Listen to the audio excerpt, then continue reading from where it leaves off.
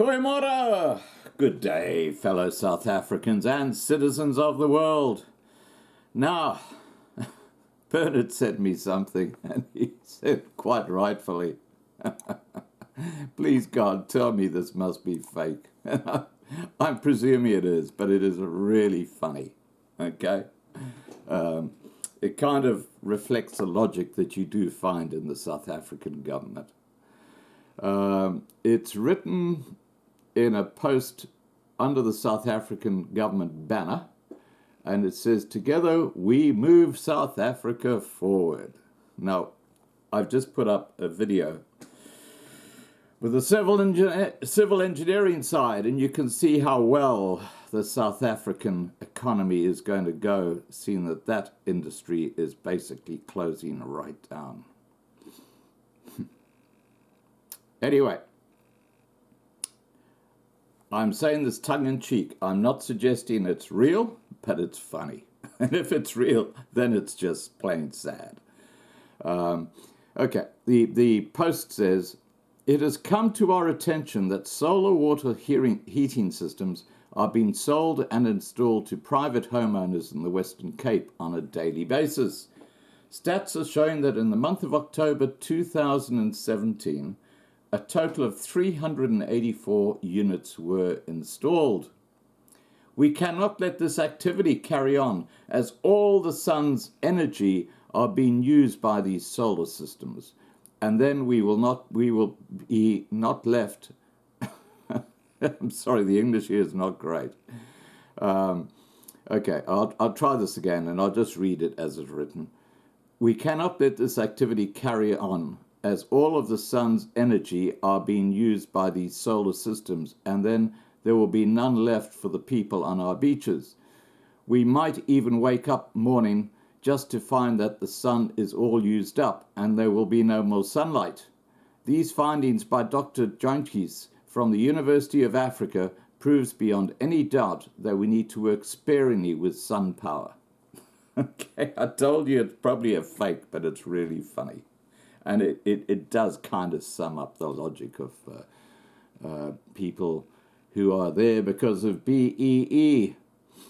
And there's a far more tragic tale, which is, it's quite shocking. In fact, it's absolutely shocking. A woman is going to sue the health department in Gauteng after giving birth to her baby, which was decapitated during the process of trying to give birth. It's a shocking story, and I'll just read to you what they say. "A 19-year-old woman who delivered a decapitated baby is planning to sue the Gauteng Health Department. According to Enka, the woman had suffered with abdominal pain, and a few weeks before she went into labor, the woman, who has not been named, spoke to Enka. She then went to a general practitioner who found that something was wrong with the baby and suggested she go to hospital for further assessment. The hospital confirmed the baby was abnormal, but said a heartbeat could be heard. 3 days later, she went into labor. She was pushing, but the baby was not coming out. A doctor came and used forceps to take the baby out. Enka reports that when she said she saw the head of her baby without the rest of the baby or the body. According to Enka, the woman spent 24 hours with the rest of her baby's body inside her." Can you believe this?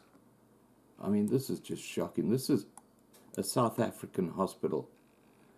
Head of obstetrics at Tambo Memorial Hospital, Dr. Gilbert Anyete, said the woman was in labor and it progressed. However, he said the baby's head was not crowning despite the progression in labor. Normally, when the head is not crowning, we assist. We call it assisted delivery. In this particular instance, the head popped out on its own, and we tried to see if the rest of the body would follow. But the rest of the body didn't follow, Anyete told Enka on Monday. We had problems delivering the baby. We then decided to take her to theatre to deliver the rest of the body. Enka said the mother was planning to sue the Gauteng Health Department. You know, only in South Africa. Only in South Africa. It's sad. Please remember to subscribe to be kept informed and have a great day. And, you know, the brain drain is not just affecting engineering, it's affecting health. The whole health industry is in chaos in South Africa. Masego, good to see you. Now, you spoke to the mother first. It's a very disturbing story, firstly. What does she say happened? Tony, this story, well, we spoke to her last week, Thursday. She says that, you know, she felt some pains a few weeks before going to the Tambo Memorial Hospital. She went to a local GP, and the GP said to her, you know, the scan is showing me that there's something wrong with your baby. I suggest that, you know, as soon as you can, you go to the hospital. One of the days, she started feeling more pain on her abdominal area, and she went to Tambo Memorial. They did a scan there. They found that, you know, the baby is abnormal, but that they could hear the heartbeat. The baby, she says, was kicking. Everything was normal, except that he was growing abnormally. So her thought was, I'm going to have an abnormal baby that is born premature. I can do that. People have kids with Down syndrome. You know, the kids can make it, you know. And when she finally went into labor about 3 days after that, she says she was pushing, nothing was coming out, and eventually the doctor came in and used the forceps. And she says that's when she saw her child's head come out on its own without the rest of the body. Now, it wasn't the head that came out on its own, because she goes on to say the arms also came out in the arms.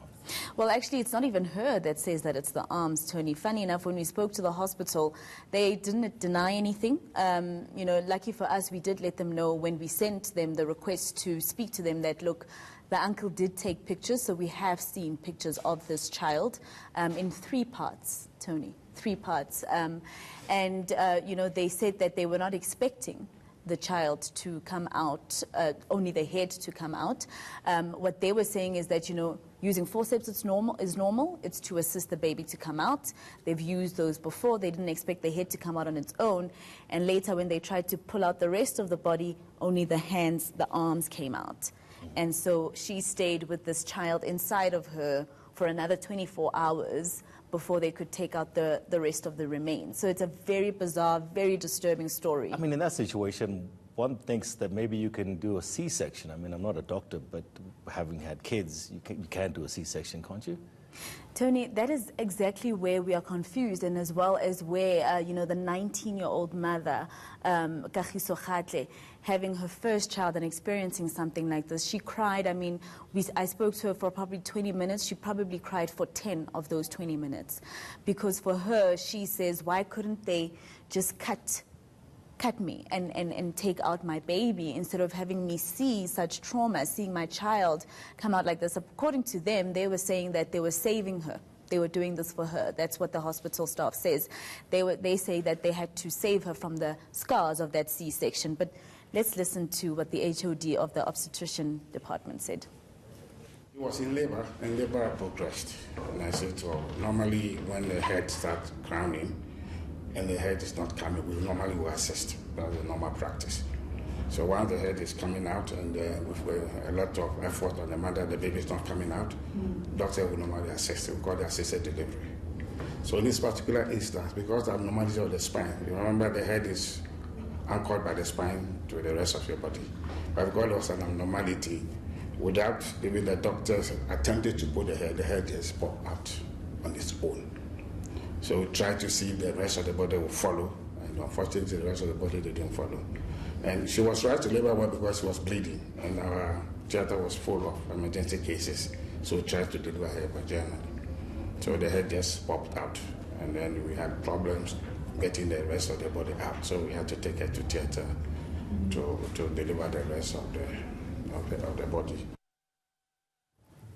What he is saying is the head popped out. I mean, this is very bizarre. Even just saying that just seems wrong. But what he's saying is that the head popped out.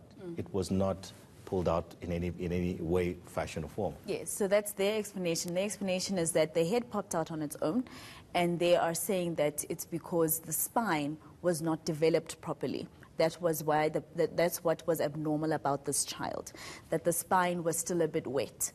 But obviously, the argument then is, why did she have to push? Why didn't we go for an emergency C-section? Because if you, as a doctor, are explaining that if the spine is not strong enough, it means the head cannot be attached properly to the spine. So you should expect that something like that might happen. So their explanation, like I said earlier, was that they were saving her from the scar. Guys, be careful, 812, M7, both directions. Truck drivers are being forced out of the truck. Yes. Guys have bush knives and guns with them. They're forcing all foreign drivers off the truck. They're taking the truck, jamming the road, and they're taking the keys away. Please stay away. Find alternate routes. It's very volatile at the moment. Please stay away. A lot of problems with medical legal claims, especially hospitals where mothers and children are involved. So she can definitely go and see a lawyer that will help her sue the hospital. At least, even if the autopsy says that the baby was never going to be okay, like they said they explained to her.